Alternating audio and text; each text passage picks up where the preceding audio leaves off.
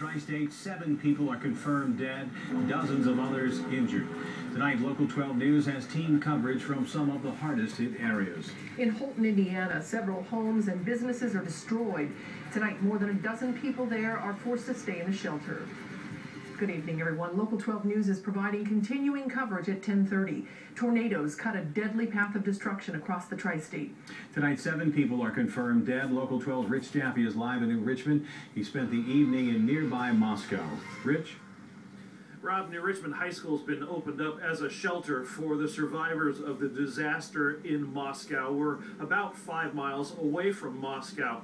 To get into the strike zone, we had to park along 52 right near the Zimmer power plant and then hike about half a mile down 52. And as we got closer and closer to Moscow, the damage got worse and worse. It was almost surreal because as we were walking down 52, shell-shocked survivors were walking towards us, looking as if a bomb had gone off.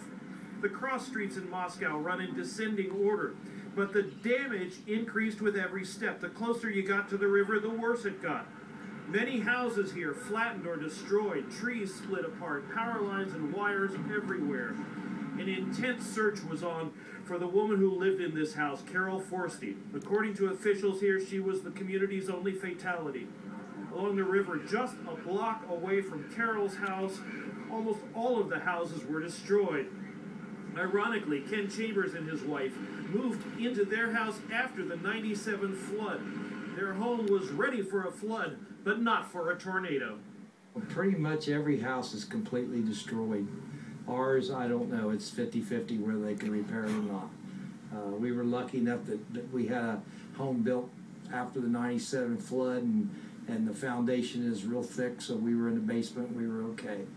But so far, I've only heard of one person being trapped, and I've heard nobody being hurt so far, which is hard to believe after looking at some of these houses. Does it make you crazy that you built the house prepared for the flood and it's a tornado that takes it out? Sure does, yeah. It surely does. We just kind of got everything to the point we could enjoy it.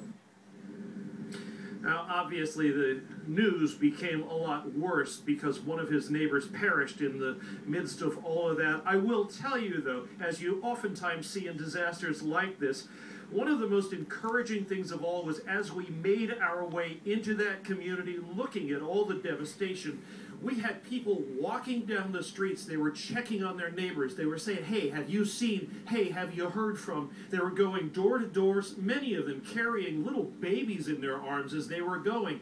And they were in that community to check on their own, to see how they had fared and make sure as much as possible that they had come out all right.